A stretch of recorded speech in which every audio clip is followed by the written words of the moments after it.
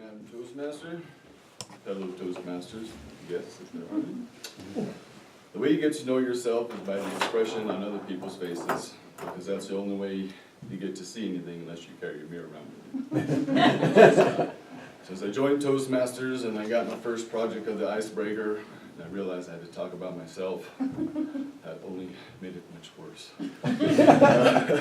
I originally wasn't going to talk about myself. I thought about changing it to something political, find the elections next week. But after talking to my inner circle, they all gave me the same look of, I don't think that's what you're supposed to do.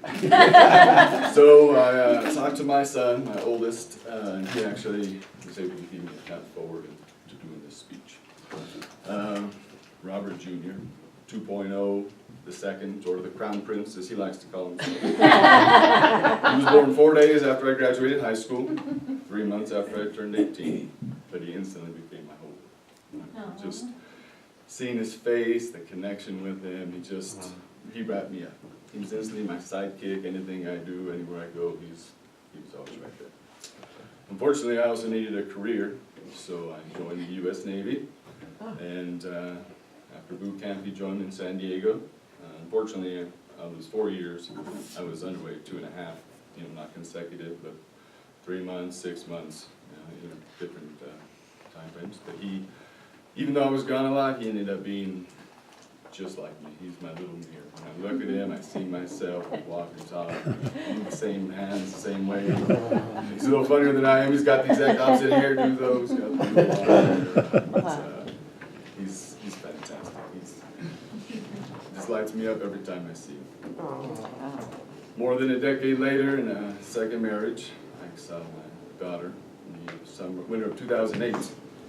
She arrived.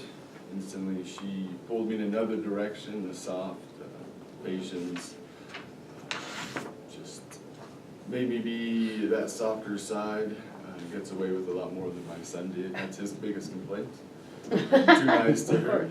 But she's the softer side, quick to help somebody, quick to worry about somebody's feelings. So she's that other side of me that with my son, we didn't really, that's a different connection. 5 years later, as a coincidence, as my oldest son turned 18, I had my youngest son, Elijah, who's now 3.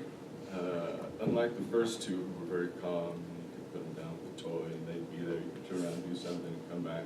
Elijah's the exact opposite of that nature. You turn around and he's downstairs or trying to get outside, and he's quick to jump off something before, where my other two were much more relaxed, and more timid. He'll jump and then worry about it later, which is a part of me. I think a much smaller part.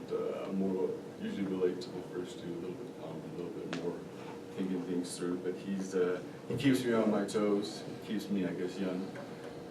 So he's fun to run around with.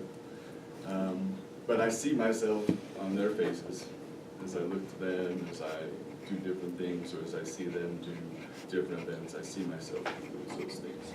So that is how I see myself.